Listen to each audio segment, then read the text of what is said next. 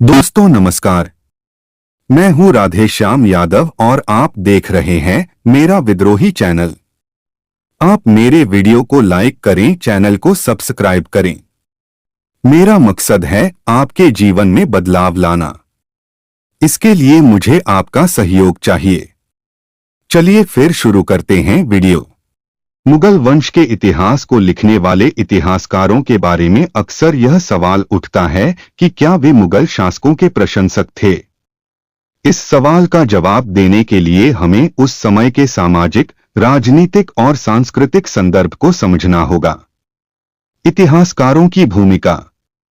राज दरबार से जुड़ाव। अधिकांश मुगल इतिहासकार राज दरबार से जुड़े हुए थे।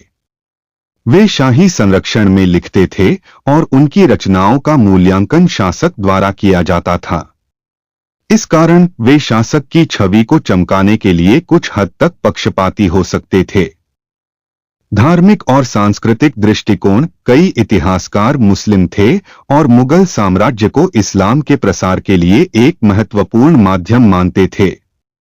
इस कारण उन्होंने मुगल शासकों के इस्लामी कार्यों को अधिक महत्व दिया हो सकता है। राजनीतिक उद्देश्य। कुछ इतिहासकारों ने राजनीतिक कारणों से मुगल शासकों की प्रशंसा की होगी।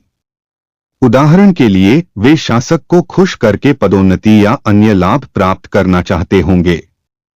तथ्यों और कल्पना का मिश्रण।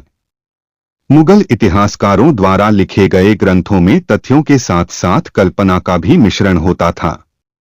वे शासकों के कार्यों को अक्सर अतिरंजित करते थे और उनके दोषों को छिपाते थे। उदाहरण के लिए अकबरनामा में अकबर को एक आदर्श शासक के रूप में चित्रित किया गया है। आधुनिक इतिहासकारों का दृष्टिकोण। आधुनिक इतिहासकार मुगल इतिहासकारों के कार्यों को आलोचनात्मक दृष्टिकोण से देखते हैं। वे इन ग्रंथों में निहित पूर्वाग्रहों और पक्षपात को पहचानने की कोशिश करते हैं।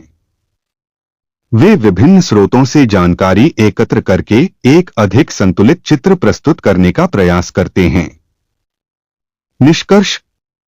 मुगल वंश का इतिहास लिखने वाले सभी इतिहासकार मुगल शासकों के प्रशंसक नहीं थे।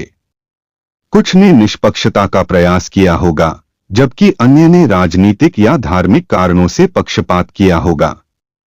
हमें इन ग्रंथों को सावधानी पूर्वक पढ़ना चाहिए और विभिन्न स्रोतों से जानकारी एकत्र करके एक अधिक संतुलित दृष्टिकोण विकसित करना चाहिए। मुख्य बिंदु। मुगल इतिहासकारों का राज दरबार से जुड़ाव और धार्मिक दृष्टिकोण उनके लेखन को प्रभावित करता था। उनके ग्रंथों में तथ्यों के साथ साथ कल्पना का भी मिश्रण होता था। आधुनिक इतिहासकार इन ग्रंथों को आलोचनात्मक दृष्टिकोण से देखते हैं। हमें विभिन्न स्रोतों से जानकारी एकत्र करके एक संतुलित दृष्टिकोण विकसित करना चाहिए। यह ध्यान रखना महत्वपूर्ण है कि इतिहास एक गतिशील विषय है और नए साक्ष्यों के मिलने के साथ साथ हमारे समझ में बदलाव आता रहता है। आप मेरी वीडियो को लाइक करें, चैनल को सब्सक्राइब करें और बेल आइकन दबा दें। मिलते हैं अगले वीडियो में एक नए विषय के साथ। तब तक के लिए नमस्कार। जय हिंद, जय भारत, वंदे मातरम।